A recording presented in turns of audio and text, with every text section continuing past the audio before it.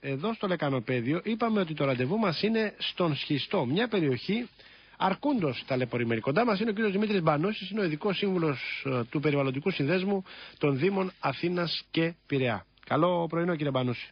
Καλημέρα, κύριε Ψάλτη. Ευχαριστώ πάρα πολύ για την επικοινωνία. Να πούμε καταρχήν ότι το ραντεβού μας του Σαββάτου είναι στις 10 το πρωί στο κημητήριο επί της Λεωφόρου Σχιστού. Η δράση γίνεται σε συνεργασία του ΣΚΑΙ με τον Περιβαλλοντικό Σύνδεσμο των Δήμων Αθήνας και Πειραιά και τους Δήμους Χαϊδαρίου και Περάματος. Μια περιοχή ταλαιπωρημένη, κύριε Μπανούση, η αλήθεια είναι εκεί στη Λεωφόρο Σχιστού. Ακριβώς. Υπάρχει τεράστιο πρόβλημα στην περιοχή.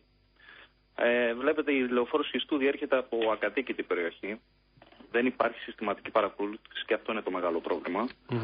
Με αποτέλεσμα να δίνεται η ευκαιρία σε επιτίδιους να απορρίπτουν κατά μήκος του άξονα της κάθε λογής απορρίμματα. Είτε είναι αυτά οικιακά απορρίμματα, είτε αυτά είναι αστικά απόβλητα, ογκώδη αντικείμενα, τοξικά ακόμα απόβλητα, έφλεκτα υλικά, απόβλητα εξκαφών, κατεδαφίσεων, κατασκευών, οτιδήποτε. Κάθε λογής απόβλητο απορρίπτεται στη Λεωφόρου Σχιστού.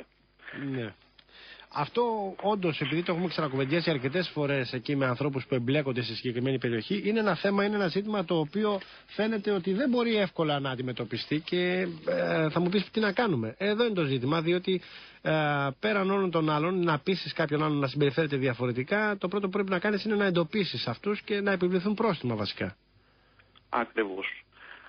Αν ρωτάτε την άποψή μου, πιστεύω ότι η ευθύνη διαχέεται κάθετα από την κεντρική διοίκηση μέχρι την τοπική αυτοδιοίκηση, αλλά ακόμα και στους πολίτες. Ναι. Θα πρέπει να υπάρξει συστηματική παρακολούθηση. Αυτό είναι το ζητούμενο.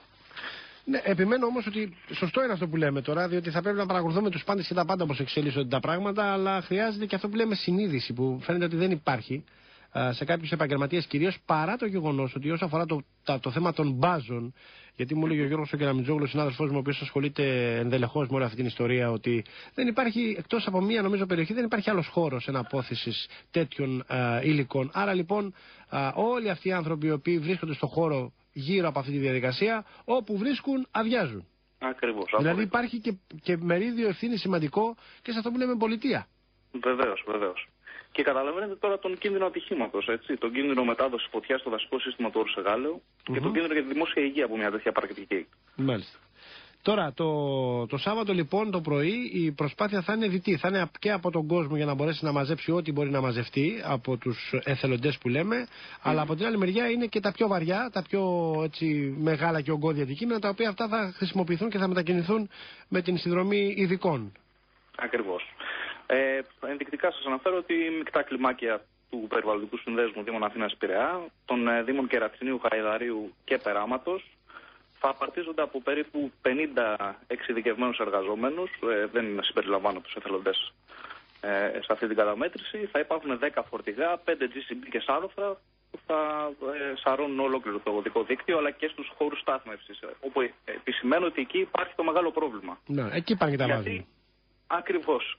Κοιτάξτε να δείτε, υπάρχει εκεί η πράσινη νησίδα, η οποία λειτουργεί ως πράσινη κουρτίνα. Ναι. Πίσω από την πράσινη κουρτίνα πηγαίνουν και απορρίπτουν κάθε λογής απόβλητο. Μάλιστα. Οπότε δεν φαίνονται κιόλας στον δρόμο. Αυτό είναι το κάνουν τη δουλειά τους και τελειώνει η ιστορία εκεί, τη δουλειά τους. Τέλος πάντων, το έργο το οποίο έχουν αποφασίσει να υλοποιούν εκεί πέρα τις ώρες οι οποίες δεν γίνονται και αντιληπτοί από τον υπόλοιπο κόσμο. Λοιπόν, ωραία. Ευχαριστώ πάρα πολύ, κύριε Μπανούση, για την επικοινωνία. Καλά. Θα τα πούμε και πάλι. Σας ευχαριστώ. Καλά. Ξαναλέω, να είστε καλά. Ο κύριος Μπανούσης είναι ειδικός σύμβουλος του Περιβαλλοντικού Συνδέσμου Δήμων Αθήνας και Πειραιά για τον καθαρισμό που θα κάνουμε το Σάββατο στον Σχιστό.